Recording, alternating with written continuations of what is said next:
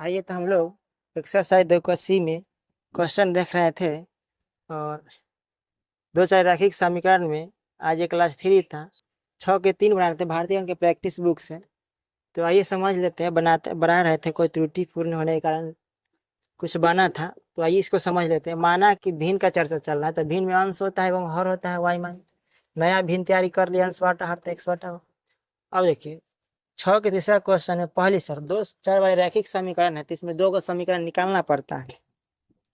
तो 6 के तीसरा क्वेश्चन में कह रहा था कि यदि किसी भिन्न का हर उसके अंश में जोड़ दिया जाए। हर को कह रहा है ना, यदि किसी भिन्न का जो हर है उसके अंश में जोड़ दिया जाए और अंश को हर में से घटा लेते हैं तो भिन्न कितना हो जाता है, 11/3 हो जाता है।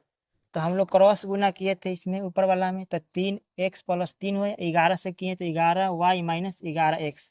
अब देखिए 3x है और 3x है तो x वाला को एक तरफ करेंगे तो माइनस में 11 को x था तो इधर लाए तो प्लस है, +3 था तो +3, प्लस में 11y था तो ये बराबर किस तरफ लाए तो -3, बराबर के बाद कुछ नहीं बचा तो 0 बच गया। अब देखिए 3 को 11 कितना हो 14, 3 में से 11 3 11 में से घटा लेता -8। अब देखिए 14 या 8 कौन पहाड़ा में है, दो का पहाड़ा में है तो 2 कॉमन किए तो 7x आई 4y = 0। 2 से भाग लग गया, गुना में था इधर आया तो भाग में था 0। तो ये फर्स्ट समीकरण। दूसरी शर्त, फिर दूसरी शर्त में हम लोग दूसरी शर्त देख रहे थे। दूसरी शर्त में कह रहा है क्या कि यदि उसका अंश हर से 3 कम है। अंश जो है हर से कितना कम है, 3 कम। ये 3 कम है तो ये 3 बेसी होगा। ये 3 कम है, अंश जो है हर से कितना कम कर रहा है, 3 कम है, ये 3 बेसी होगा। तो दोनों बराबर करने के लिए हमको कम वाला में 3 ऐड करेंगे तभी तो जाके बराबर होगा। देखिए फिर समझिए, कह रहा है कि यदि किसी भिन्न का अंश जो है, अंश हर से कितना कम है, ये इसके बारे में कह रहा है कि 3 कम है तो ये 3 बेसी होगा। हमको बराबर करने के लिए कम वाला में ही 3 जोड़ेंगे तब ना जाके ये बराबर हो जाएगा। अब देखिए एक्स आई प्लस में इधर ले आएंगे माइनस में, आई प्लस में 3 इधर जाएगा तो माइनस में 3, ये हो जाएगा सेकेंड समीकरण। देखिए y का गुना कितना है 4, तो समीकरण 2 में हम लोग गुना करेंगे 4 से, क्योंकि लुप्तीकरण विधि से। तो यहाँ लिख दिया समीकरण फर्स्ट और सेकेंड गुने 2 से।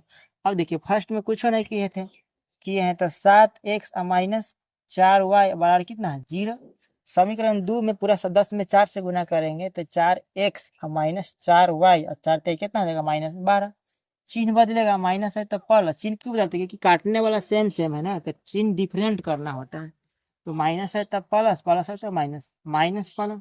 7 में से 4 घटेगा तो कितना हो जाएगा 3, ये हो जाएगा माइनस में 12 था तो प्लस है, इससे कट जाएगा 4 तिहाई का 12, तो x का मान कितना हो गया 4।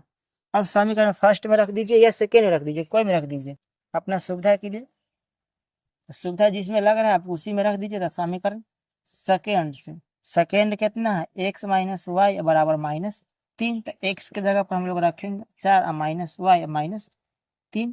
हमको y का मान निकालना है तो माइनस में 3 प्लस में 4 इधर जाएगा तो माइनस में, इसीलिए हो जाएगा माइनस में 7।